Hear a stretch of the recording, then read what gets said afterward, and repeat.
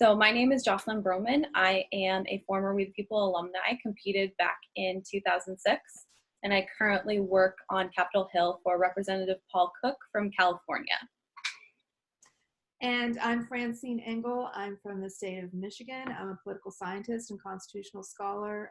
Work with the Maryland Council for Civic and History Education, and I also am a lecturer at University of Maryland.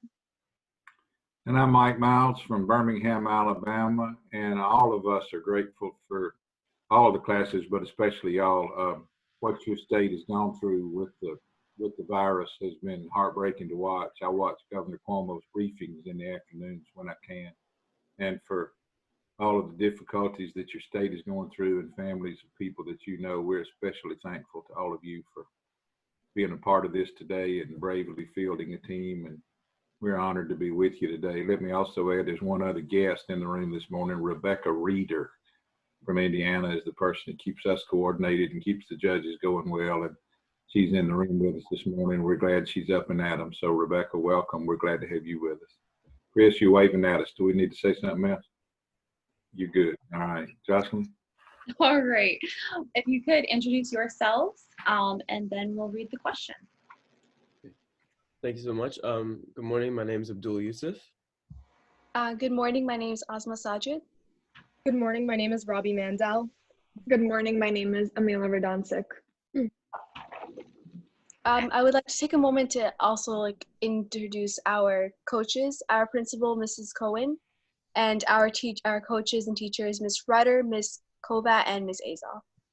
Excellent. We're glad you were all able to join us and see this morning. So we're excited for this. We love this question. We're gonna have some fun with it. All right, Unit 4, question 3. Article 1, Section 4 of the Constitution provides that state legislatures can determine the times, places, and manner of holding elections for senators and representatives, yet gives Congress the power to make or alter such regulations. What are the advantages and disadvantages of a uniform election process? What responsibility do state legislatures, state election officials, and citizens have in maintaining free and fair elections? And finally, what are the advantages and disadvantages of the trustee and delegate theories of representation as they apply to congressional districts? Please begin when you're ready. As human rights activist Lau Ung says, voting is not only our right, it is our power. When we vote, we take back our power to choose, to speak up, and to stand with those who support us and each other. Voting is one of the most valuable rights a citizen has and is by far one of the most complicated ones. The importance of maintaining a uniform election process is emphasized throughout our Constitution and many amendments and articles in that document. However, Article 1, Section 4 also allows for Congress and states to slightly modify polling and elections to fit the need or preferences of that state, making it their responsibility to preserve a free and fair election. In 1842, Congress exercised this right and passed legislation standardizing congressional election practices nationwide, which among many things created a uniform day for the presidential election and set the stage for our modern voting. Nonetheless, voting has changed throughout the years, but one model that has been distinguished in our American society is the trustee and delegate theory. Today, these models of representation dictate how our states are run and offer elected officials two highly divergent approaches for making decisions while in office. Yet the theory is not without fault. With the trustee model, elected representatives have the power to make decisions a lot faster for the constituents who entrust them to have their interests as a priority. But there's also a risk that there might be an abuse of power and the betrayal of the will of the people. With the delegate model, representatives make decisions based on the feedback of the people, and this coincides more with the ideals of a democracy. It comes with difficulty, however, because there is great diversity in the nation. Partisanship in the community these delegates represent happens much more often than unity, as well, so controversy is bound to happen. As voting was introduced to America in its foundation, there have been many attempts to restrict certain groups from exercising that liberty. One of the most significant challenges to voting occurred during the 1850s to the 1960s, and were literacy tests. These reading and writing tests were extremely difficult to pass for the recently liberated African Americans and other racial minorities. These literacy tests and other forms of prohibiting citizens from voting, such as poll taxes, go against a fair election process. After the case of Shelby County v. Holder, states began restricting voting all throughout the South. Within 24 hours of the ruling, Texas implemented a strict photo ID law, and other states soon followed with various degrees of strictness. Today, there are still many obstacles when it comes to voting in the election due to disenfranchisement, the most popular of such being former felons. Years after serving their time, they are still unable to cast a vote at the ballot box. However, Florida had taken great steps to change that in 2018 when a ballot initiative was passed to enfranchise Floridians who had served their sentences after taking a step back. The 11th Circuit Court of Appeals upheld a lower court decision determining the state could not deny ex-felons the right to vote just because they can't afford to pay outstanding court fines, fees, and restitution as required by the 2019 law. Today, the voter turnout rate in the U.S. is exceedingly low compared to other developed countries. Unlike presidential elections, local, state, and city elections aren't given media attention nor public importance, therefore causing the voter turnout to drop significantly. Voting is a privilege, but is seen as a burden, which is perhaps the most glaring reason for low voter turnout. Voting is sacred to our republic and is an American value, but is taken for granted. Legislators are trying to progressively change voting for the better. Recently, the state of New York has started incorporating early voting into their elections, which allows for votes to be cast on multiple days for the flexibility of their citizens. Some states have been looking towards funding educational programs to keep their constituents informed about the candidates and the general voting process. Popular sovereignty relies on civic engagement and voter participation in the election. As FDR once said, nobody will deprive the American people of the right to vote except the American people themselves. Wonderful. Going to your trustee and delegate discussion, which type of congressperson would you rather have? Someone who's more a trustee or a delegate? The trustee model seems more to work more better, as decisions are made a lot faster for the people, for the greater good of the people. But there's also a risk that inevitably there might not be accurately representing the people. But at times like this, I think we need a person who we elect to have our values at hand, values as their priority, and they should be ultimately making the decision for the greater good of the people. I actually disagree with my colleague. I think that our country is too diverse and too different to continue with the trustee model, and I believe that the delegate theory would much rather fit, well, at least most states, especially a state like New York, where it's essential for cultural diversity. So how do you do a delegate model with the at-large states? Like Alaska has one congressperson, so does Wyoming. How do you think that works?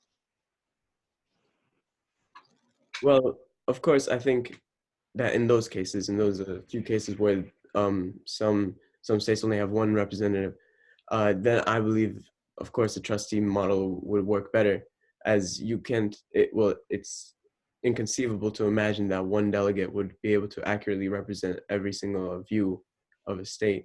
Even in a big state like New York, it's still unrealistic to believe that the representatives can encompass the entire state and all of their beliefs in every single decision they make.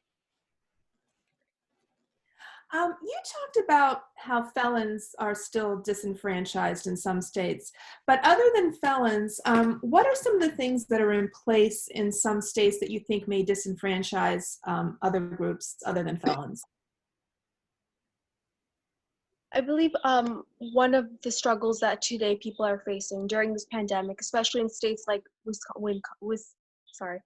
Wisconsin, is that they don't have proper sites open available to them, and they tried to the governor of the state tried to make mail-in ballots happen, but the Supreme Court struck that down, saying that they couldn't do that. So that basically put people's vote at risk. It depends on whether or not they would go out and actually physically vote at the centers, and only 5 were open for more than a population of a couple 100,000. So that basically goes to show that the struggle of voting is still present today in our nation. To add on to my colleague, we have that privilege in New York where ballots are open and elections are open around the corner, but in some states it's not always like that. So I guess we are a little bit spoiled, but it's not, everywhere is not the same, and some people are struck down for voting because they don't think that they don't want to travel to go to voting sites. It's hard for them to get there, and that's why we have different things like what I mentioned, more voting days are open in New York. The more days that we have, the more people that are going to be applicable to go out and try to vote. Yeah, I would also like to mention that although we do have mail-in ballots as an option, there is also the problem and the threat of a low administration efficiency, because if we can't get enough enough of the votes counted by the time of the election or by the time the end of the primaries, then these votes would just go invalid for no reason. Well, for the only reason being time. To add on right now, like what is happening with the coronavirus, some states don't have their primaries, like the Wisconsin primaries were being pushed back. The governor of Wisconsin signed an executive order for a mail-in election, but it was rejected. On the question that they asked, and some of the good things y'all have said about the trustee versus delegate form, when a member of Congress has to run every 2 years, you know, Senator Mitt Romney cast a courageous vote, but now he's got 4.5 years to do some other things with the people of Utah that maybe some of them will take a deep breath and accept that he may have voted differently from how they felt. A member of Congress has to vote, has to run every 2 years, has to be constantly fundraising. Does having to run every 2 years make it almost impossible for a member of Congress to be a trustee kind of representative? Are we putting too much? Would a 4-year term for a member of Congress make it a little easier for them to be courageous in how they voted? Yeah, if we extend the term to 4 years, I don't think it would make so much of a difference, because a person who has values and things to do at hand, they would find a way to get them done. But if it would help people, make decisions a lot faster, considering that people, they don't agree on an issue, it might take more time for them to come up with a solution. So yeah, I believe a 4-year term could be acceptable as well. We could look into that. By the time they reach the second half of their 2-year term, their focus is on getting reelected. They're not able to think so much of their constituents. With the 4-year term, they have more time to take into account what is necessary for their people. I think you're right. Thank you very much. Good job, guys. Thank you. Thank you.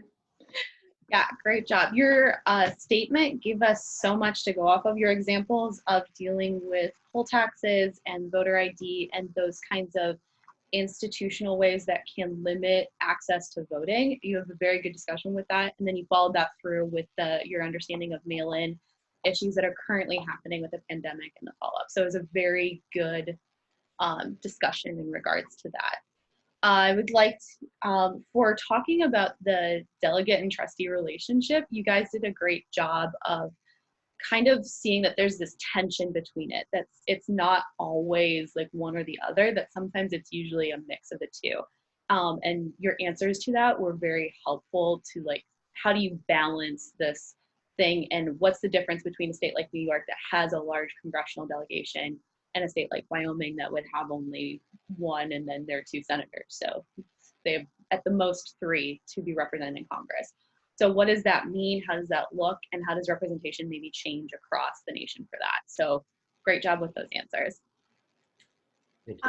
And yeah, I would agree with everything that Jocelyn said. The one thing that I just wanted to add that I really enjoyed is that when you had your follow-up questions, that sometimes you disagreed with each other, and you were not afraid to do that. And it was really good because then we got to see more than one point of view, but you also did it very respectfully with each other. And so I really enjoyed that, because sometimes students, they just kind of, once somebody sticks with something, they feel like they need to stick with that same opinion the whole way through.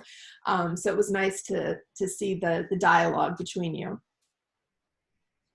Yeah, I agree. I thought your essay was worded a little differently than some of the ones we've heard have been, and they were worded differently enough where our questions were worded differently enough. We've been asking some of the same questions off and on for 2 days, and we had to dig a little deeper for stuff to ask you because your essay was so good.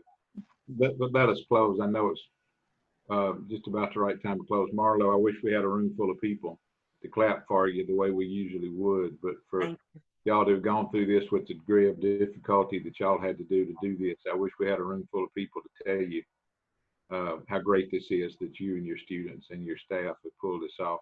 But if you will let 3 judges and the facilitator clap for you one more time, we'd be happy to do that. Thank you so much.